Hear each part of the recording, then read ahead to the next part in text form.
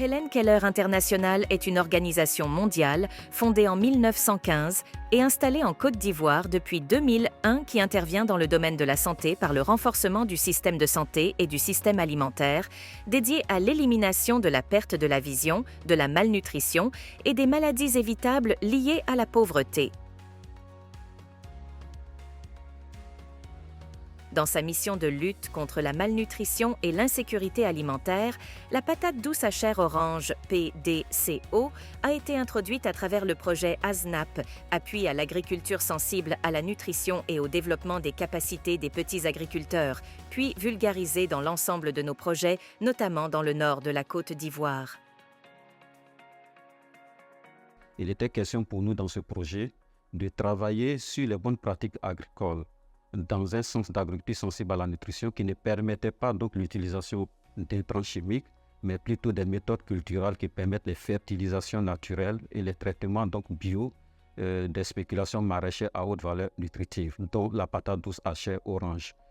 Et nous avons encadré 52 groupements sur les 2 régions phares du Nord, le Poro et la Bagoué.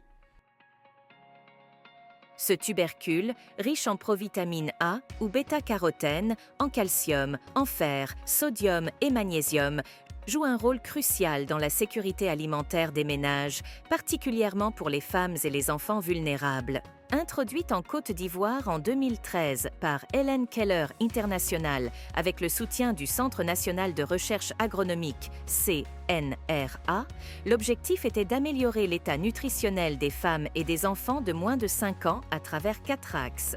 L'augmentation et la diversification de la production agricole contrôlée par les femmes, l'amélioration des pratiques de nutrition et d'hygiène, le soutien à l'équité entre les sexes et à l'autonomisation des femmes, et le renforcement des capacités des partenaires.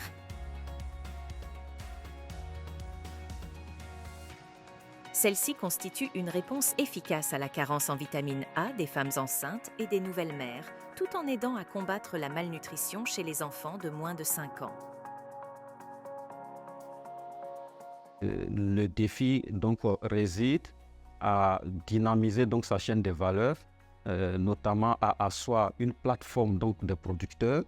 à travailler donc sur les aspects de transformation parce qu'il y a beaucoup de choses qu'on peut faire avec la patate douce à chair orange et à donc bien solutionner les aspects de sa commercialisation. Facile à cultiver avec un cycle de production court, la patate douce à chair orange peut produire de 20 à 30 tonnes en 3 à 4 mois, suscitant un vif intérêt parmi la population cible. Ces résultats encourageants et l'enthousiasme autour de ce tubercule incitent Helen Keller International à poursuivre sa mission.